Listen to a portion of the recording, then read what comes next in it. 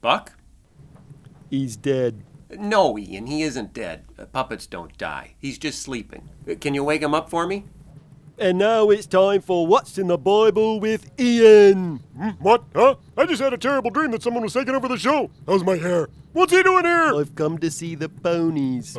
What? The ponies! Mr. Fisher said this show would have ponies. Phil?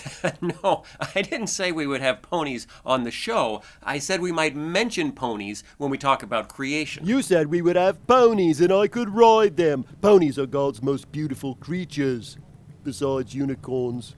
Did you say unicorns? Did he say unicorns? Oh, this one's going to be even bumpier than the first one. I'm putting on my seatbelt. Our sofa doesn't have seat belts. Oh, that was a metaphor. Our sofa doesn't have metaphors. We really need to start the show.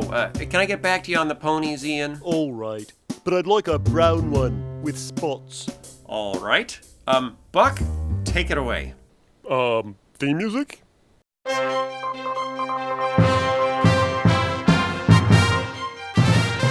Good day, world. This is Buck Denver, and I've got news for you.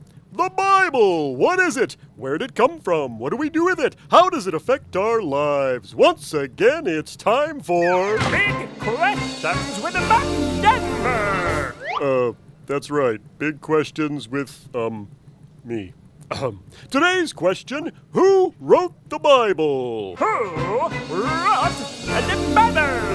Yes, thank you. Well, what do you think? Oh, let me think.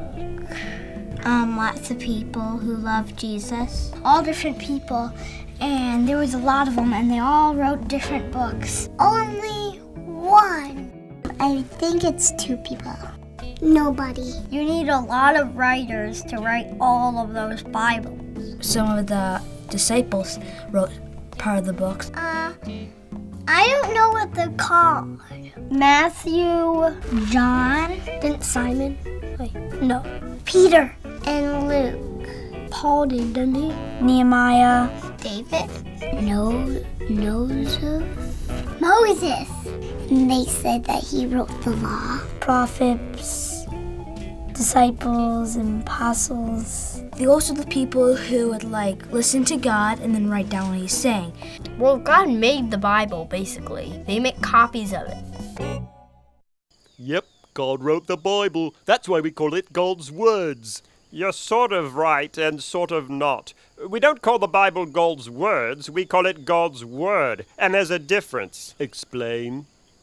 Sunday school lady? I'll see if I can help. You see, Christians believe the Bible was inspired by God, not written by God. Pastor Paul, what does inspire mean? The word inspire comes from a Latin word that means to breathe or blow into. It means God breathed into people the ideas or thoughts he wanted them to write about. That's right. So God breathed these ideas into people who then wrote the different books of the Bible. God inspired them to write, and they chose the words. It's God's truth communicated through people's words. Okay, so who were these people that God used to write the books of the Bible? Well, since the Bible has affected so much of history, many people have debated for years and years who wrote each book. This is what most Christians believe.